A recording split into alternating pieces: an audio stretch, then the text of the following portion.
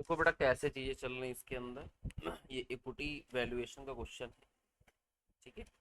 जून 25 में आया है क्वेश्चन नंबर 4A। तो एक कंपनी है, लीडिंग एनर्जी कंपनी है, जो 25 साल का एक जीरो कूपन बॉन्ड इशू करती है, जिसपे कोई ब्याज नहीं दिया जाएगा 25 साल तक। इस बॉन्ड की फेस वैल्यू 1 लाख है। तो जीरो कूपन बॉन्ड आखिरी में फेस वैल्यू पे ही रिडीम होते हैं। तो आखिर में रिडीम कितने पे होगा? 1 लाख पे। ब्याज कुछ मिलेगा नहीं। ठीक है। लेकिन जो यील्ड टू मेच्योरिटी है वो 25 साल तक अलग अलग चलेगी। पहले 10 साल तो रेट ऑफ इंटरेस्ट 8% रहेगा यील्ड टू मेच्योरिटी का। अगले 10 साल 9%, और अगले 5 साल कितना रहेगा? 10% रहेगा। फिर इस बॉन्ड में दो ऑप्शन थे, एक कॉल ऑप्शन था और एक था अपना पुट ऑप्शन। ठीक है। पुट ऑप्शन के अंदर इन्वेस्टर अपना बॉन्ड सेल कर सकता था, और कॉल ऑप्शन जो है वो कंपनी के पॉइंट ऑफ व्यू से है कि कंपनी चाहे तो उस बॉन्ड को अर्ली कॉल कर सकती है, मंगा सकती है। तो दोनों एक ही पार्टी के नहीं है।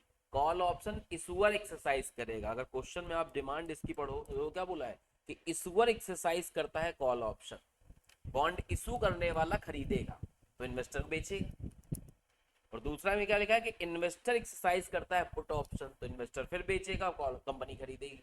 तो अल्टीमेटली दोनों में इन्वेस्टर क्या करेगा? अपने बॉन्ड को सोल्ड करेगा। एक है कि कंपनी एक्सरसाइज कर रही कॉल ऑप्शन को, और एक है कि पुट ऑप्शन एक्सरसाइज कर रहा कौन? इन्वेस्टर एक्सरसाइज कर रहा है। दोनों मामले में इन्वेस्टर को चीजें क्या करनी पड़ेंगी? बेचना पड़ेगी। फिर आखिरी में बताना कि इन्वेस्टर के पॉइंट ऑफ व्यू से उस बॉन्ड को 25 साल तक होल्ड करें हम पूरा, या फिर 15 साल में कॉल ऑप्शन एक्सरसाइज कर ले कंपनी तो हम उसको दे दें। ठीक है। और तीसरा है कि इन्वेस्टर एक्सरसाइज कर ले अपना पुट ऑप्शन का 18 साल की टाइम गैप। तो आपको तीनों केस की पहले क्या करनी पड़ेगी? बॉन्ड की वैल्यू निकालनी पड़ेगी, प्रेजेंट वैल्यू। और जिसमें बॉन्ड की वैल्यू कम आए, क्योंकि बॉन्ड की प्रेजेंट वैल्यू का मतलब है टेक्निकली बॉन्ड उतने पे इशू हो रहा है। बॉन्ड की प्रेजेंट वैल्यू का मतलब क्या है? कि आपके पैसे उतने जा रहे हैं प्रैक्टिकली। ठीक है। और आखिरी में मिलेंगे तुमको कितने? 1 लाख रुपए। तो प्रेजेंट वैल्यू फ्यूचर वैल्यू हम लोग चेक कर रहे हैं कहाँ। तो जिसमें कम आएगा वो इन्वेस्टर के पॉइंट ऑफ व्यू से क्या रहेगा? बेनिफिशियल रहेगा। जिसमें बॉन्ड की वैल्यू कम आएगी, प्रेजेंट वैल्यू ऑफ बॉन्ड।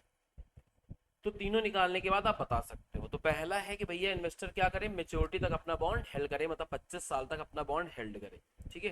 तो भैया देखो, समस्या यहाँ पे ये आएगी कि अगर एक ही रेट होता तो तुम बॉन्ड की वैल्यू ऐसे निकालते कि मेच्योरिटी में हमें मिलेगा 1 लाख रुपए, इसकी प्रेजेंट वैल्यू निकाल लेते। मेच्योरिटी में क्या मिलेगा? हमें 1 लाख रुपए, तो इसकी क्या कर लेते? सीधा प्रेजेंट वैल्यू निकाल लेते। यानी 25वें साल का जो डिस्काउंटिंग फैक्टर आता है या ऐसे कर लेते 1+i⁻25। यही तो मीनिंग निकलेगा। लेकिन यहाँ पे रेट क्या हो रहा है? बदल रहा। तो इकट्ठा 25 नहीं करेंगे, ऐसे करेंगे। ऊपर लिखेंगे ऐसे, नीचे हो जाएगा 1.08 की पावर 10 इंटू। ठीक है।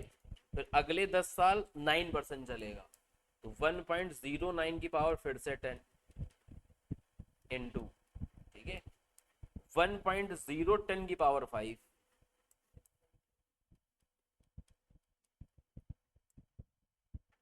समझ रहे हो? तो इस तरीके को 25 टूट गया। 10 साल का अलग रेट, 10 साल का अलग रेट, और 5 साल का अलग रेट। ये आ जाएगा अपना पहले पार्ट की बॉन्ड की वैल्यू। चलो कैलकुलेट करके बताओ कितनी निकल के आएगी। फर्स्ट पार्ट की बॉन्ड की वैल्यू आ जाएगी। इस वाले का आंसर हो जाएगा ये फर्स्ट वाले का। मेच्योरिटी मिलेगा अपने को 1 लाख रुपए। मेच्योरिटी मिलेगा हम लोग को 1 लाख रुपए। और रेट ऑफ इंटरेस्ट पहले 10 साल का 8% है, अगले 10 साल का 9% है, और अगले 5 साल का 10%।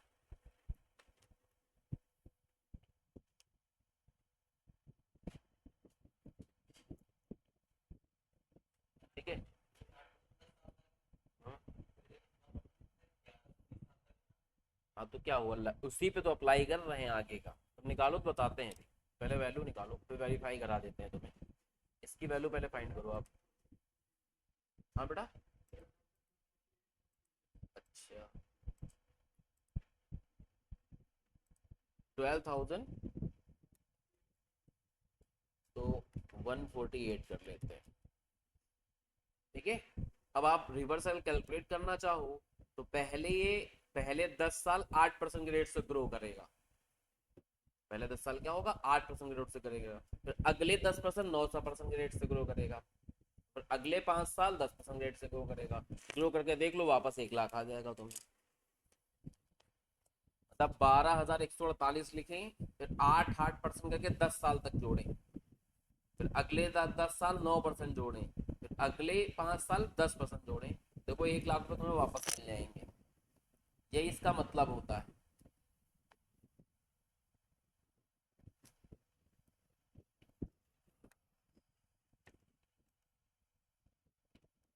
ये सब भी क्वेश्चन में दे रखा है, टेंशन की कोई बात नहीं। 1.08 की पावर जो 10 है, 10 का वो दे रखा है आपको, इसकी वैल्यू दे दी है। इसकी वैल्यू भी दे रखी है, इसकी वैल्यू भी आपको दे रखी है। इसकी वैल्यू भी निकाल के क्या दे दी, दे दी है। देखो यहाँ, यही यहाँ पुट करना था, सीधा 12,148 आ जाता तुम्हारा। अब अगर तुम केवल 15 साल तक होल्ड करोगे तो क्या वैल्यू निकलेगी। ठीक है, 15 साल तक होल्ड करोगे तो देखो बेटा, कॉल करेगी कंपनी तो आपको 1 लाख नहीं देगी, कितने देगी, 1,01,000 रुपए मिलेंगे। और ये 15 ही साल में मिल जाएंगे। तो शुरुआत के 8% रेट से 10 साल का 0.4632, और 9% रेट से 5 साल का लोगे, और 9% रेट से 5 साल का लोगे तो 0.6499 आएगा।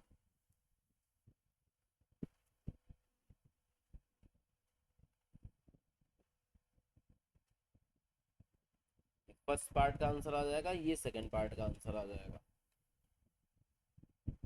कितना रहा बेटा,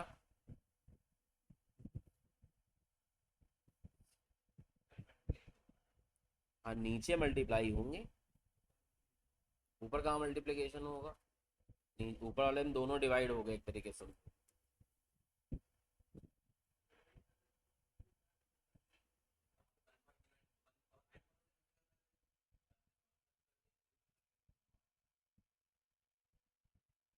हाँ मल्टीप्लीकेशन में चला जाएगा, बिल्कुल सही। इसकी वैल्यू डायरेक्टली दे रखी है, 1 डिवाइड करके दे रखा है, ये समझ रहे हो भाई। ये प्रेजेंट वैल्यू जो होती है वो ऐसे होता है, 1+i⁻n होता है, ये होती प्रेजेंट वैल्यू। तो अगर ऐसे लिखना है तो ऐसे लिखोगे, वरना फिर इसको मल्टीप्लाई में ले जाओगे। भाई ये चीज इसकी वैल्यू थोड़ी ना है, ये जो दे रखा है वो इसकी वैल्यू। तो ये जो दे रखा होगा वो ये 1.08 की पावर इसकी वैल्यू कैलकुलेट करके बता रहा। ठीक है, तो अगर प्रेजेंट वैल्यू फैक्टर ही निकाल लिया तो मल्टीप्लाई करेंगे हम लोग, बिल्कुल सही बात है। यहाँ जो आप इस पार्ट का आंसर निकालोगे निकलेगा वही, लेकिन मल्टीप्लाई करके निकलेगा। 0.4632, 0.4224 और 0.6209।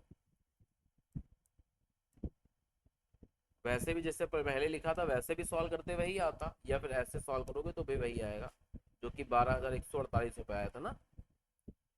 इस वाले में 1,01,000 रुपये मिलेंगे।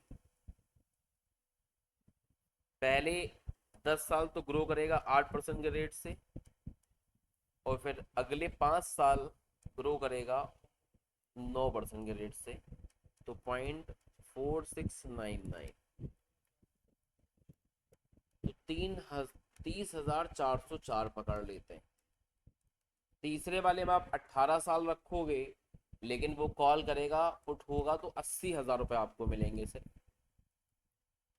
पहले 10 साल का तो वही रेट लगेगा, और अगले 8 साल तक लगेगा 9% के रेट से, तो ये आ जाएगा 50/19, 18,598 रुपये। तो चौथे में बोला इन्वेस्टर के पॉइंट ऑफ व्यू से कौन सा अच्छा, तो जिसमें कम प्रेजेंट वैल्यू आएगी वो अच्छा है। ठीक है, यानी इन्वेस्टर को क्या चूज करना चाहिए, पहला ऑप्शन, यानी उसको होल्ड करना चाहिए मेच्योरिटी तक, उसमें ज़्यादा उसका बेनिफिट रहेगा। ठीक है, वैल्यू ऑफ बॉन्ड का मतलब ही होता है कि इस प्राइस पे तुमको मिलेगा वो, तो लगेंगे उसके 12,148 रुपये, और ग्रो करता करता उसको आखिरी में 1 लाख रुपए मिल जाएंगे। ठीक है, तो यहाँ इसकी प्रेजेंट वैल्यू जो होती है जहाँ कम आए वही बेस्ट होती है। तो इन्वेस्टर को क्या चूज करना चाहिए, चूज करना चाहिए ऑप्शन नंबर क्या, 1, यानी इन्वेस्टर को होल्ड करना चाहिए बॉन्ड को टिल द मेच्योर।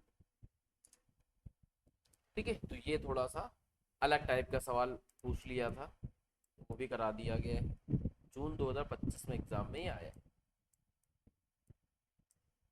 समझ गए।